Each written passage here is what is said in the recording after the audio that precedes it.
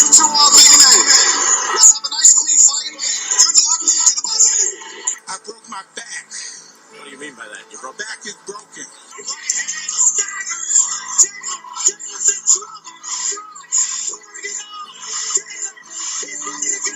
My style is impetuous, my defense is impregnable, and I'm just ferocious. I want your heart, I want to eat your children. He will be mine in round 9, and if he makes me sore, I'll cut it to 4. Thank you very much. And if that don't do, we'll get him in 2. If he run, we'll get him in 1. Hello, welcome to another episode of the V2 Boxing Podcast. As always, I'm your host. I'm Paul, and tonight I'm joined by Damien and Chris. Good evening, fellas. How are we? Evening, lads. Yeah, not bad, mate. Thank you. Fantastic. Well, just before we crack on with the big news from stateside, sad to say that Glyn Leach unfortunately passed away in recent days. Glyn was the editor of Boxing News. No, Boxing Monthly, sorry. I think I've just killed Tris Dixon. Shit. Boxing Monthly, and Glyn was, he had a lot of positive stuff to say about the work we do, and also many other fan sites. And I know Sam, who is a big listener to this, he's had a lot of praise from him in the past. So our thoughts come out to his family, friends at this time. Let's have a look stateside though. Obviously the news that Kell Brook won his first world title. How did you guys score the fight, first of all? Or did you score it? I scored it. I had Brook winning it by a point, maybe 2.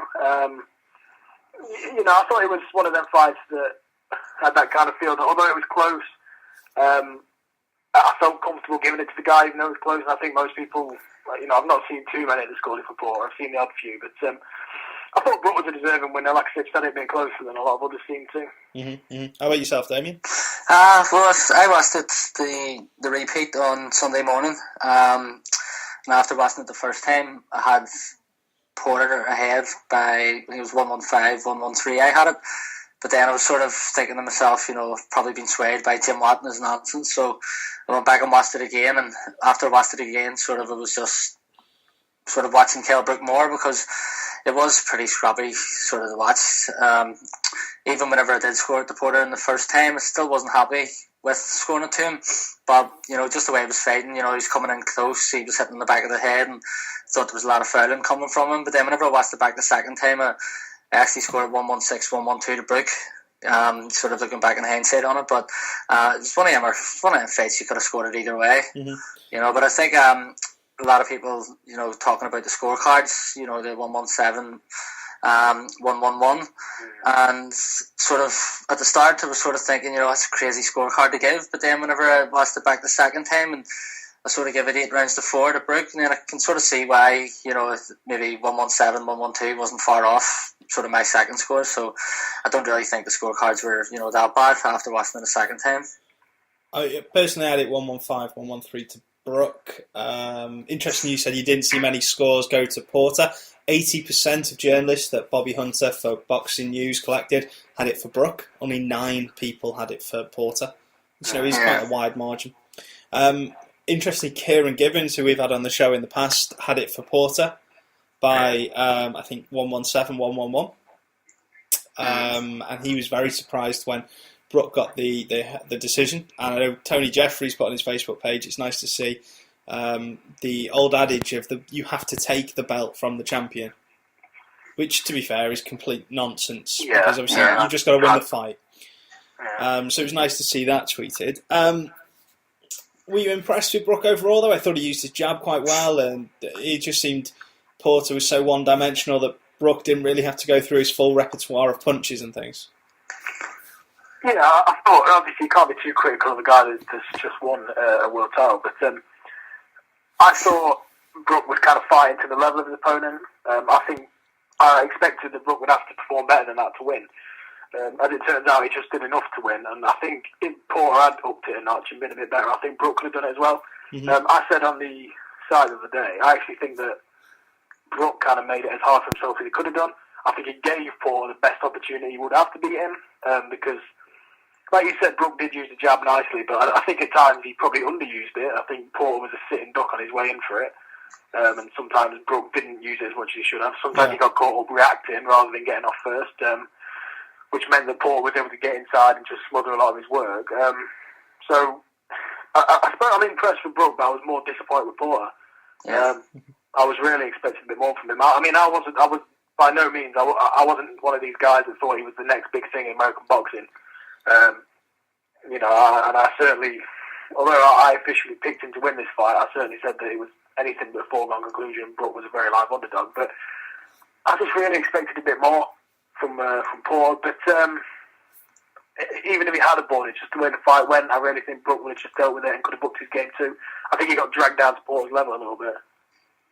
Yeah, I sort of think the first time that whenever I sat down to watch the fight at the start, I didn't stay up to watch it, but sort of there was a couple of things that were sort of maybe hindering my sort of judgment on what was really happening, because in the back of my head I was thinking about Brook's stamina, and even as the fight began, I was thinking about what's going to happen towards the end of the fight, and it sort of took my eye off what was really happening at the start. But whenever I watched it a second time again, then sort of really appreciated what Brook was doing. I thought, to be honest, it was, as Chris said there, with Porter, just expected a whole lot more.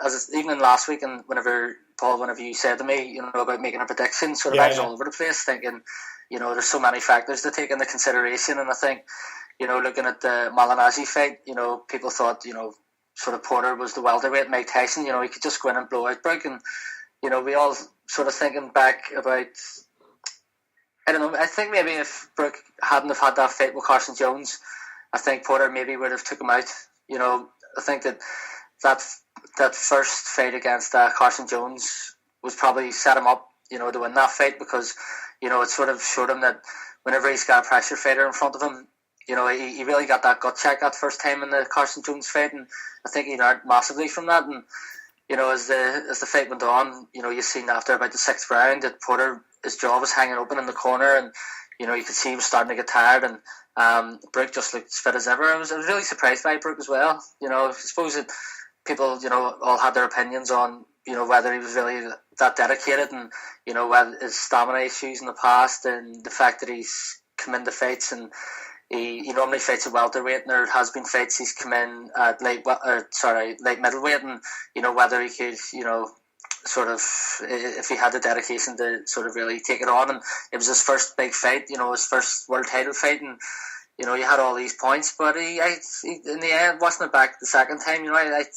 thought he did do brilliant, and he stuck to his plan, and he said that he had a nutritionist, for that fight, and he really sort of hit it nail on. And again, it was just a matter of being disappointed by Porter. He seemed just as if, I'll just rush forward and just start throwing shots everywhere. Like, the amount of shots he missed was just unbelievable, and the two of them got tied up, and he was throwing shots round behind the head, and he didn't really seem to have much of a game plan, or it just seemed to be like just run forward and try and push him back. And whenever he ran forward, Kell just seemed to be ready for it.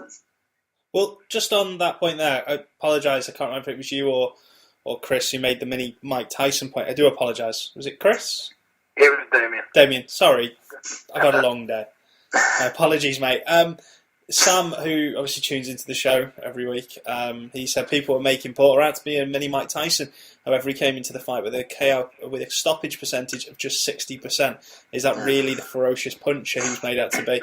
I kind of agree with what yourself and Sam are saying there, in that I think the Malignaggi win flattered Porter an awful lot.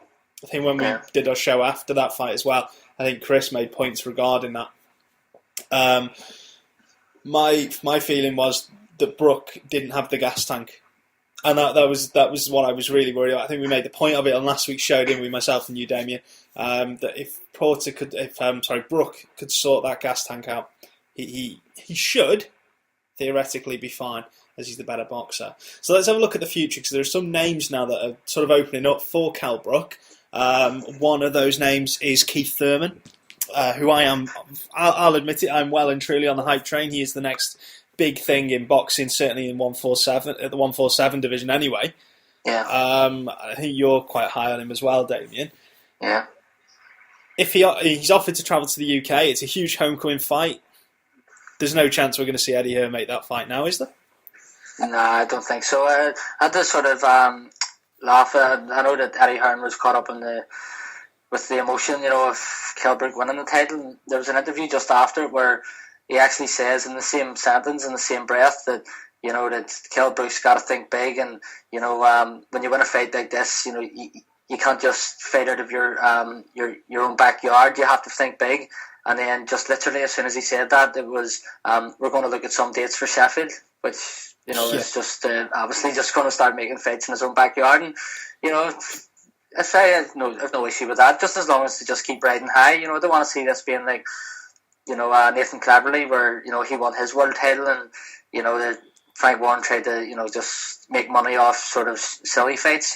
Kell Brook has got the talent. He's proved that he can go over to America and face adversity, and I hope he really does just maybe go over the stateside more than he stays in Sheffield, because even if he was to lose, it's not the end of the world. He's already proved that he can go over and he can fight. Especially, I know that we'll look at Sean Porter and think he's one dimensional, but he is tough as they come, and he didn't stop coming forward the whole fight. And if Kell Brook's able to handle that, then he should be able to handle the majority of welterweights in that division. But you mentioned Keith Thurman there. I just think Thurman's skill and his movement and his power would probably just maybe be a bit too much for Brook.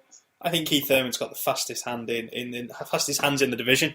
It's not even the fastest hand. It's just like he'll be at your left side, and he just seems to bounce on his toes. And as he's moving, he's able to able to connect power. Just as he's moving, he can move backwards, he can move to the side, and just whenever he lands, he just seems to knock people out or else just stagger people. And, I think it'll be maybe all right. Kell Brook, it wasn't too hard to catch Porter on the way in, but it would be a good matchup of styles to see how he would catch Thurman, just as Thurman's on the move. Yeah. The other one is Amir Khan. Now, this is a fight that I think we on V2 Boxing before the site V2 Journal, plus 606 V2, have been quite hot on for a while, because there's been some rivalry between these two. Now, is it a case with Khan, Chris, that as soon as Brook lands clean, because Brook isn't that much slower than him, as soon as he lands clean, it's going to be fight over? No, I don't think so. Obviously with Khan, any fight, there's a danger that he can get clocked and hurt, if you can survive Marcus Maidana onslaught, then being tagged once by Kell Brook should not spell the end of a fight in theory. I know no two fights are the same, and that was a 140. This fight's going to be a 147 if it happens. Different conditioning going into the fight can affect your punch resistance and so on. But Khan's chin's a little bit shaky, but it's not absolutely made out of glass. I think it probably gets overplayed a little bit how desperately poor his whiskers are. Brook's a decent puncher. Certainly hits hard enough to keep anyone honest and earn your respect. But no, I'm not sure if Brook's power is going to be that much of a factor if he fights Khan. I think he'd be a bit foolish to go in there just with the attitude that, all he needs to do is just try and not bomb him out, but just look for that one big shot and change the fight. I don't see it being that factor. I think it's going to be I think it'd be a fight that he'd have to probably go quite a few rounds to win, go around the long way, maybe try and outbox him and use his jab and, his ring movement. But, I don't think it's just a case of, he's got to land a punch and that's it, personally. Okay. So let's have a look at the undercard then, because obviously another fight that is really, interesting to a British boxer, George Groves, is Durrell versus Beaker, Anthony Durrell versus Sakio Beaker, and Durrell got the win this time round in a fight that started out more like WWE, which was, the referee. I don't think the referee was great by any means in the fight, but I thought the fact that he tried to cut it out as early as he could. He did all right. We're not really going to stay on this fight for too long because it makes my head hurt thinking about it. But Durrell a deserved winner for you both? Yeah. I have to admit, I haven't actually got around to seeing the fight yet, because on the Sunday morning they only showed on Sky Sports 3 they only showed the Kell Brook and Porter and the Omar Figueroa fight. I'll tell you what, we're going to go on. To go around to seeing it. Well, now you mentioned it, mate, that was a hell of a fight. Yeah. That was a superb fight. Two guys really going at it. The stoppage was just awesome. Because his corner were really calm. And what was with the break between rounds, though? Has that been explained yet? Because that wasn't a minute. That was more like 2 or 3. Bit concerning, that one. No, I'm not sure about that myself. Yeah. Okay, so let's move on to other things in the world of boxing. I've just put it out on the Mixler feed, and Sam's replied to me, so cheers, Sam. This week, the photos have emerged of Anthony Joshua sparring with Vladimir Klitschko. It'll be a hell of an experience for Joshua, who's, I think it was you, Damien, or it might have been Owen, said he is the hardest hitting heavyweight he's ever heard from ringside. Yeah, it feels like he's punching you in your ear when he lands. You've obviously seen him live at Wembley, both of you. Damien, how do you feel that sparring with... Well, let's look at it another way yet. Let's look at it through cynical eyes, first of all, Damien. Do you see this as a scouting mission from Klitschko, or do you see it as, Joshua isn't going to be at that level by the time Klitschko hangs the gloves up, and it's just a way of helping the new blood on the scene? Yeah, well, I think it's just, Eddie Hearn's probably just sent him over just for the experience. I don't think, with Joshua's maybe about 5 or 6 fights in so far. Yeah. You're talking maybe about another 2 or 3 years, before he catches up with Klitschko, and God knows what weight Klitschko will be by then, depending on, who to put in front of him. What is he now? He's 37 or 36, 37, 38. But if there's ever a heavyweight that is going to give you experience, it's going to be the best there is at the minute. So I think it's it's good that he's in there, because he'll learn. I'm sure he'll learn all of Vladimir's tricks. What to do. Whenever an opponent comes up close. It's probably just a learning curve for him, and if not, it's the best that he can get. How about yourself, then, Chris? How do you? First of all, maybe slightly different for yourself. How do you? It's a good thing, this, right? Yeah, I think it's a good thing for Joshua. I don't think it really makes any odds to Vladimir. I don't believe for a second that he's trying to sort of, get a read on Joshua as a potential opponent to see if he should be clearing off before Joshua gets it. Klitschko sparred with many guys who were ranked contenders. Obviously Joshua's a young lad coming through. I don't think he'll even be in Vladimir's conscience at the minute, even thoughts. I just think it's purely a good move from Hearn and Joshua just to get a bit of experience out there. Like Damien said, really, I just agree with that. And it'll do him a world of good, and the way Joshua's knocking everyone over, it looks great, but similar to David Price, the upset 18 months ago, however long ago it was now, since the first Tony Thompson fight, you're kind of thinking, well, yeah, we've got a big hit in heavyweight prospect. It looks great. He's got the moves. He exudes confidence, but he's going to get chin checks sooner or later. He's going to get a good check or a chin check. Now, granted, not everyone likes the way Vladimir goes about it, but he is very good at protecting his chin and nullifying any mini crisis when it comes up. So I think if Joshua can just pick up a couple of things like that and maybe learn to be a bit more patient and keep the distance. Another thing that he's going to need, he's not going to be able to just go in there and knock people out in 2 or 3 rounds every time.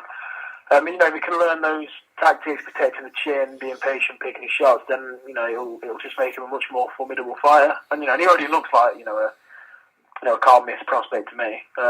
So I just think it's a good move from him, good move for Hearn, and for Vladimir, I don't think it makes any odds. It's just a case of keeping sharp before the Pulev fight. Yeah. Okay, just on that, Sam has said, I think Joshua sparring Vladimir is a fantastic experience. Who better to learn to than the best in the world? And it could be seen as Klitschko looking to gain knowledge of Joshua, but if they ever do fight, it'll be a different fighter by then. Joshua will have improved, and Vladimir won't have. So it benefits Joshua more in the long run. So that's nice to have, not through a cynic's eyes, because if you had a look on our forum, everybody would think that Vladimir Klitschko is Dr. Evil, and he's currently plotting to take down the Earth, or some crap like that. I suppose it's a good experience for Vladimir as well, because in terms of heavyweight sparring partners, the heavyweight scene is pretty brutal at the minute, and to have a young guy coming in who's in shape, who's fast, who hits hard too, probably it'll do Vladimir the world of good as well. Someone who's sort of he's not lackluster, he's not slow coming forward, plodding forward towards him. So he's got someone who's fast, hits hard, and it's probably does Vladimir good as well. Yeah, I think as Damien said, there, age 38 and not really being extended in any fights.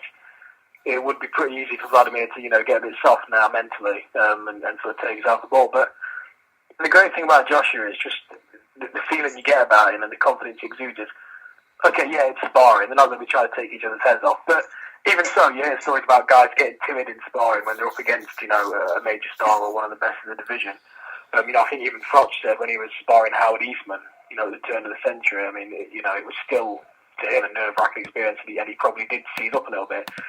I don't think Joshua will. I think he'll just savour the experience. I don't think he'll care for Vladimir's reputation. So I think it'll be good work for Vladimir too. Mm-hmm. Okay, so that's the heavyweight champion and the future heavyweight champion talked about. Let's have a look at. Still on Eddie's payroll, are you? I've just having checked through the post. That's all it is.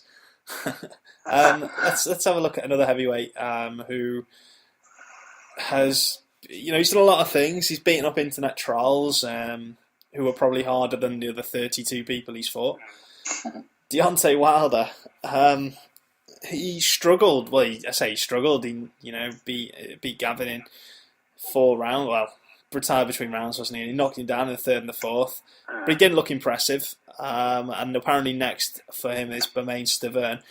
Does he have any chance whatsoever against Stavern, or is it going to be a case of as soon as somebody lands a punch on his chin, he's going to crumble? I don't think we know yet. As I said, I think we said last week that it's the same as Price. He needs to come up against a world class fighter. But I think that fight at the weekend, you could just chalk that off to it's maybe his heart just wasn't in it. He knows that he's got this world title fight ahead, and maybe his mind's on that. And you've got Jason Cavern coming in, and he's not really.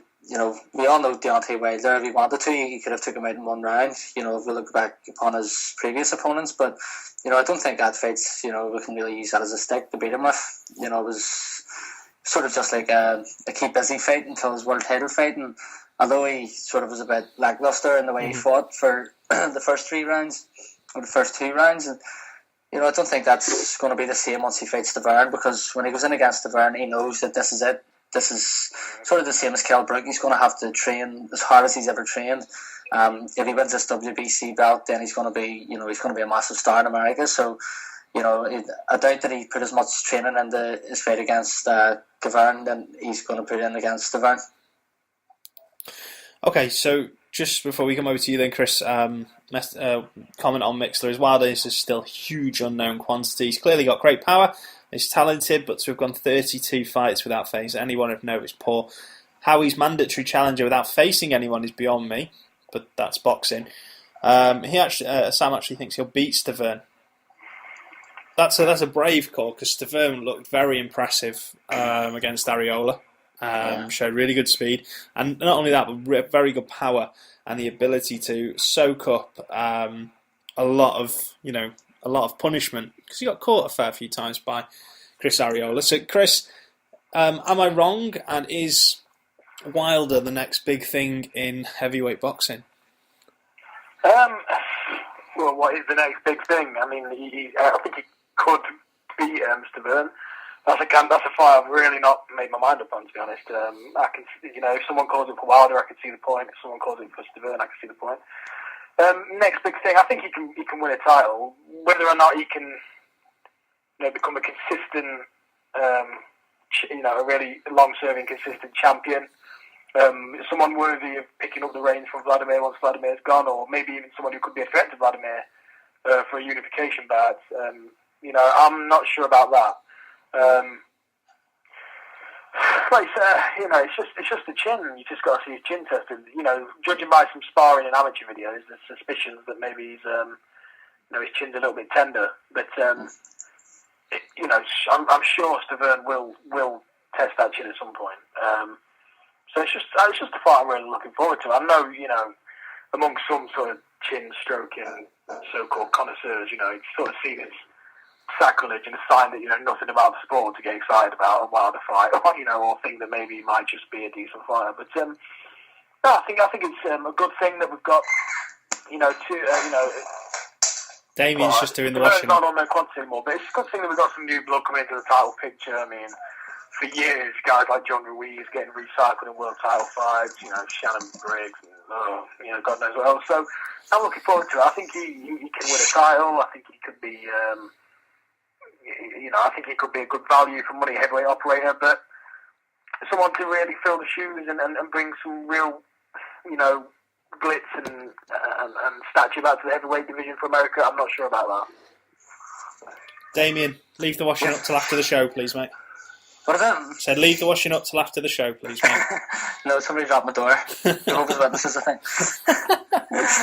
They're currently sat in Damien's front room having a cup of tea then. Come in and tell me the good news. Up the door, just give a finger. Get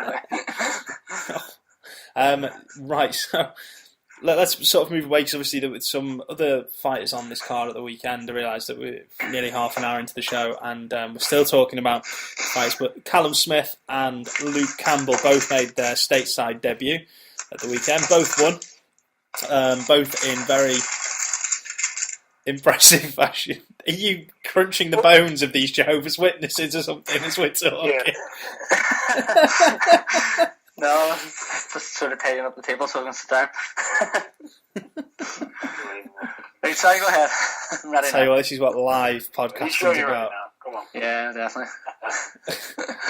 Luke Campbell and Callum Smith both made their debuts over in the States on Saturday night. Both won in impressive style.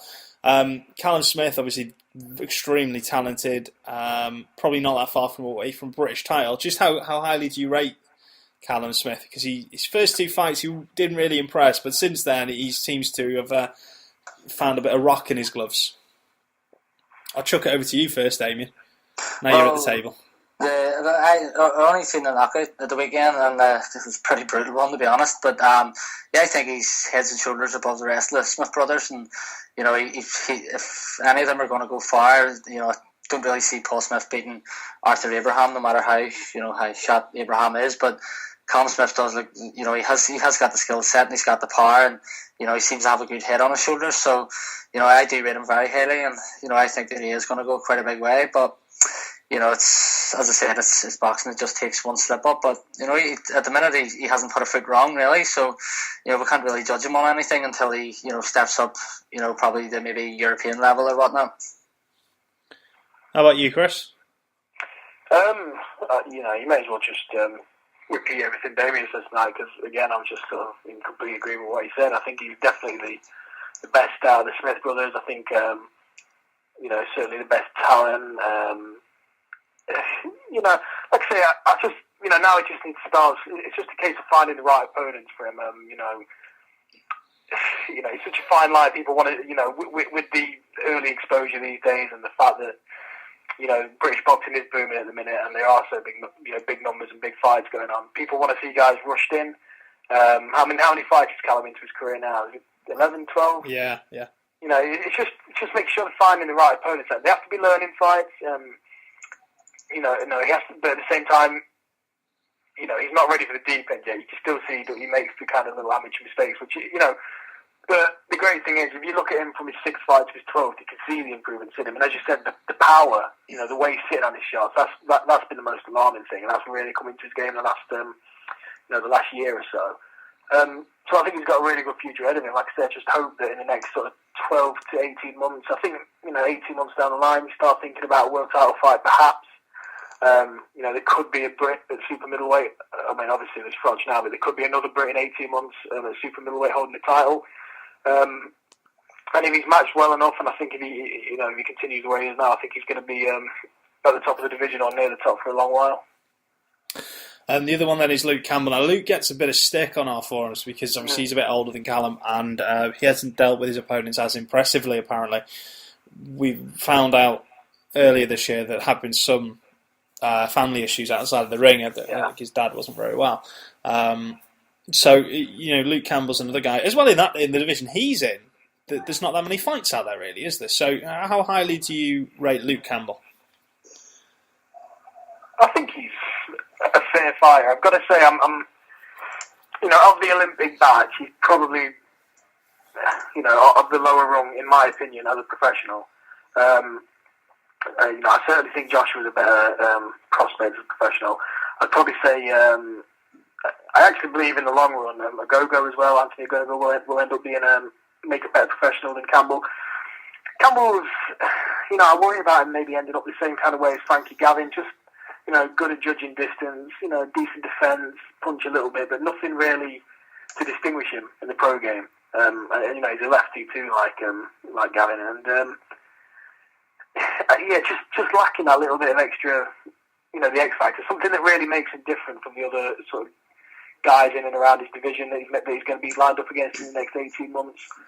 I mean, you talk about, say a guy like Matthew Macklin, but, even though Macklin's not quite at the highest plate at middleweight, he's still got things that stand out. His kind of special effects, his body punch and his work rate.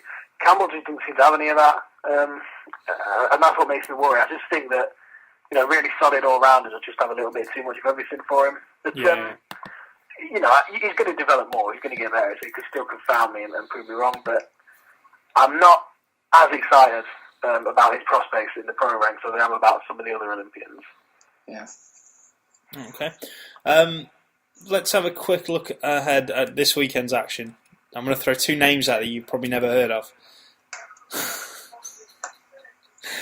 Marcia Elena Acuna and Edith Soledad Matisse. How do you see that fight going? Oh, Matisse all day, every day. It's Come on, you being serious? Come on. It's. I mean, don't hope our listeners, if we have any female listeners, don't take this the wrong way. But it's a bad weekend for the sport when there is no boxing in this country, not even a small hall show on this weekend. And the only fight on BoxRec... Oh, sorry, there are two fights that are 4 and a 5 star. Both of them are women's boxing. And then next weekend, the same thing. The only fight that is a 4 or 5 star is a women's fight. Well, let's hear it for the girls. Sure it is, aren't they? Unless they're wrestling in jello, I don't want to watch it. I've just made this show extremely sexist. We did have a female listener once, so you have to be careful. Yeah, it was Pauline. Yeah, Pauline. How is the old girl doing these days? Oh, Jesus. Do you know what? There's a women's box. I'm just having a look at BoxRec. There's a 3-star women's fight in Peru next week, and it's a higher rated fight than Julian Love against Rogelio Medina. That says how good Julian Love really is. And Badu Jack's on that card as well. That's the Floyd Mayweather card from Nevada. Yeah, he's got a rebuilding job on his hands, hasn't he? Yeah. Right, let's have a quick scan through just to have a look at what this weekend is. As you can see, a bit like last week, this Damien. No running order, no real plan. And the reason I'm just double checking is that somebody on the chat has just shouted out that Austin Trout's fighting this weekend. Really? According to Sam, let's have a look. No, Austin Trout fights. 22nd. Why wasn't that? Oh, I was looking. That's Friday night. That's why. There we go. Right. So I only think about boxing on a Saturday. Yeah, Daniel Dawson, 43-1, 26 knockouts, 1 stoppage. How do you see this one going? It's obviously a Friday night fight, which we won't get to see it over here on television, but there are other ways to watch it. Yeah. Isn't that on ESPN though? Might be, but then you've got to have BT Sport for that. I mean, it's just might as well just wait till you've downloaded it and you can send me the disc. Yeah, I've got all those anyway. I know. I know, so have I. They're in my drawer upstairs after you sent me. So how do you see this fight going? I mean, I don't know much about Daniel Dawson, I'll be honest. Sam, if you know anything about it, mate, fire in. Feel free. Guys, how do you see it going? I'd say it's probably just a build-up fight for Austin Trout. He's had a couple of setbacks after, his last fight against, what do you call him? Sandra Lara. Who? Lara. Yeah, so after Lara and sort of Canelo, so he's got a bit of rebuilding to do, so I'm sure it's probably, it's a good matchup. The guy's fighting's got a, good record on paper, so, but I would favour Austin Trout. He's a classier boxer. He was unlucky to lose to Canelo. It was a fight I thought he actually won, but obviously they had the Mayweather fight already signed, sealed and delivered, but no, it's probably just a fight that they're probably just trying to rebuild him, but again, he has showed he is vulnerable as well, so you never quite know with Trout. Yeah, I mean, I was surprised at how easily Lara dealt with him, so I suppose it's, the main thing is how his confidence going to be affected, In theory, he shouldn't really have any problems here, but I don't think he will. But coming off a heavy defeat like that, you never know, never 100% sure. Well, he did fight Daniel Geale for the IBO middleweight title back in 2007. So that's going a long way back. He lost a unanimous decision for that one. So he's only really fought out of Australia twice, once maybe actually. I might be wrong there.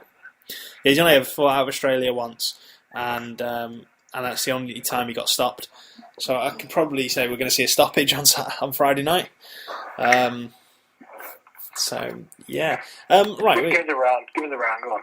I'll go for about the 7th. Okay. There we go. Austin Charles be knocked out in the 7th round. I should have been clearer. Damn it. Yeah. Right. What we're going. I've thought about. I was thinking about something today to see how we can maybe get a bit of stuff going on Twitter and Facebook. And Chris, you've started the Fantasy Fight series, which obviously goes in the magazine every month. What I want to do is talk about a different fight every weekend between current boxers. Doesn't matter of size, weight, whatever. And basically, it's just to have a chat, see how we feel they do, if they were the same size, still had all the attributes they have, and still lack all the attributes that they lack. Pound for pound, basically. So I was thinking. So we're talking if Vladimir was the same height as Mikey Garcia. Yeah, that kind of stuff. yeah. Right. So everybody's the same height, same weight, but they've all got obviously their relevant abilities and their relevant vulnerabilities. So I haven't really thought of any boxes to talk about this week, so I was hoping you guys could chuck a couple up. Go get him, Tiger. Go on down here. Don't be calling him Tiger. Those poor Jehovah's Witnesses. Well, it'd probably be a dull fight to watch, but there's Landy Lara against Guillermo Rigondeaux. Ooh, yeah. It wouldn't be a dull fight to watch. Are you selling tickets? I would, well, if you could magically make him the same size, I'd have to go with Rigondeaux in that one heavily. I mean, Lara's a really good, really good technician, but everything he can do, Rigondeaux can do a little bit better. Rigondeaux's vulnerability, he's been shaken up. He was put down by Donaire. He was shook up by Cordoba shook him up. Marroquin shook him up slightly. So I think he's got a vulnerability to really big hitters. Perhaps if you can catch him, he's so slick he should be sponsored by BP. So I really couldn't see a way that Lara would win that if they were the same size.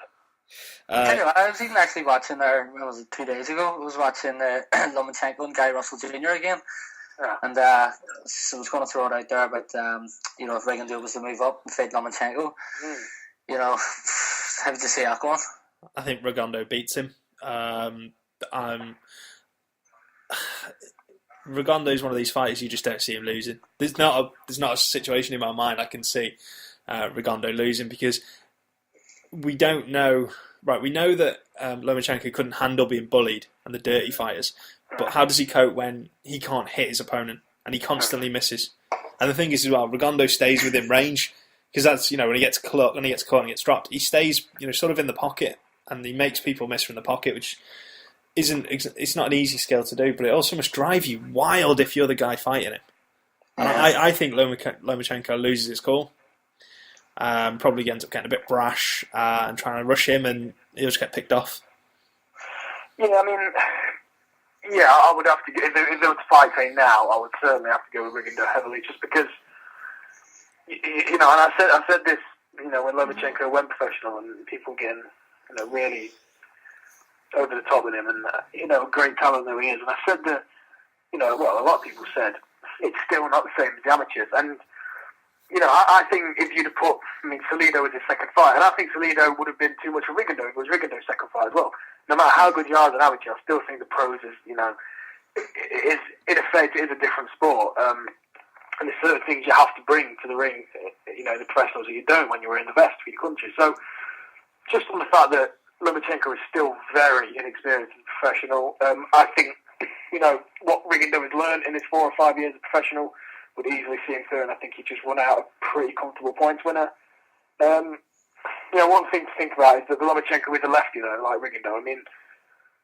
Fighting guys like Donnet, the Danair fight, I mean, the jab for Danair was just non-existent because landing it against the guy who's a good defence and the lefty, just, it's almost impossible when you're as good as Rigondeaux. But, as a lefty, Lomachenko could pose him, could neutralise that and pose him a few more difficulties, but, I just think Rigondeaux would have a bit too much of everything for him. Yeah. Sam's just chucked one out. Rigondeaux versus Mayweather if both are the same height and weight. Or same weight. Ooh, Mayweather. Yeah. Mayweather. Yeah. I'm going for a draw. The fight inside, and Rigondeaux hasn't really shown he can do that effectively yet. Not on the same level as Mayweather. I'm going for a draw. Only because I've just said that I can't see a situation where Rigondeaux loses. Oh yeah. So, I've sort of led myself down that road already, haven't I? Right, well, I think that's it really for this week's show. Only a short one, really, in comparison to other weeks. However, there's not an awful lot to talk to. There's not been a lot in British boxing. However, I do want to just ask one thing. It's just jumped into my head. Frank Warren and the situation with Leonard Bundu. What do you make of that situation? Because obviously Bundu saying that the checks are bouncing. Well, I mean, it doesn't look good, does it? I mean, Warren has got, if the fight is to believe, Warren has got a history of this happening before, but so many things have gone wrong for Warren. In the past, maybe he just thought it was him trying to skim off the top and break people's wills and get them to just, concede rather than go through the long call. I'll just concede for a lower person and whatnot. But so many things have gone wrong, and his stable's in such dire straits. He's had so many disappointments. The latest being, his so-called biggest fight of the summer, the Chisora Fury rematch, having to be postponed and losing so many of his key fights to other promoters.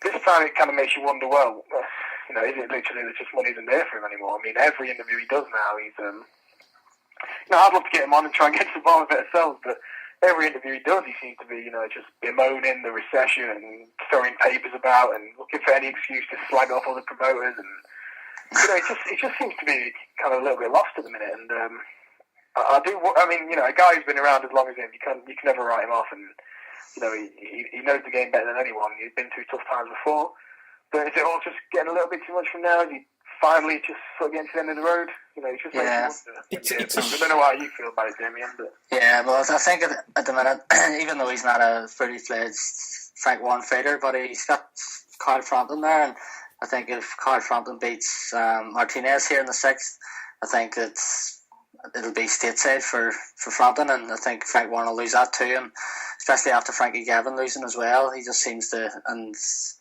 Frank Buglione lost, and all the fighters who Frank Warren was trying to build up to be the star of the stables are all just seeming to fall by the wayside. So it is pretty desperate at the minute. The only one who hasn't done that is Billy Joe Saunders, which you can't expect one man to carry your stable. Be interesting because obviously Frank's, Francis Warren, I think Francis' brother, I can't think of his name. If those guys were to start from the bottom now, they actually seem to have the right way of doing things, because obviously they're at Queensbury. I think they're the guys who've been putting on the Tyne and Weir shows. The one that Bully only lost. So they're decent fights as well. Yeah. It's just that Frank, unfortunately, doesn't put on good shows. And Paul Butler, Sam's just chucked another one up. Paul Butler's another one who's, Frank's really looked after him. Got him a world title. I think sort of with Butler, just down at that weight,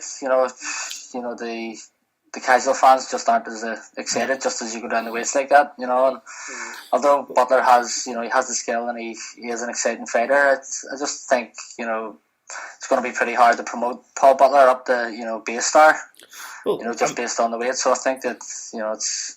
Yeah, I mentioned it, didn't I? Last year we applied for press passes to go to one of the Aintree shows. I think it might be the start of this year. And it was half empty. There were no press there, and we didn't get a press pass. We'd applied, we'd asked for it, and we just, we didn't even get it. That really annoyed me that night. And it was sort of, I for the site, I thought about not even bothering with Frank Warren again, not really giving him any promotion. But then I thought, at the same time, we can't really do that, unfortunately. Yeah, I know that Nathan Orr, he's on Twitter. Yeah. I normally bump into him at the press conferences over here, the Frampton ones, and he was actually at that fight, the Stuart Hall and the Paul Butler fight. Yeah, he covers the North East, doesn't he? Yeah. Yeah. top bloke. Right, well, I'll tell you what, we'll call it a night there then. We've got a 45-minute show. Thanks very much for everybody who tunes in on Podomatic and on Mixlr. We are on Twitter at V2Boxing, and we're also on Facebook at V2Boxing there as well. The website, www.v2boxing.com. We're always looking for new writers at the moment. It's just the three of us, and we're desperate to get some new writers on board because we are all mentally shagged. And we're running out of steam, we really are. So if you know anybody who just wants to write for us, then tell them to get in touch on Twitter, Facebook, or they can drop me an email, paulh@v2journal.com. But for now, that is goodbye from me. It's goodbye from these guys, and have a nice weekend, everyone. See you lads. Ta-ra.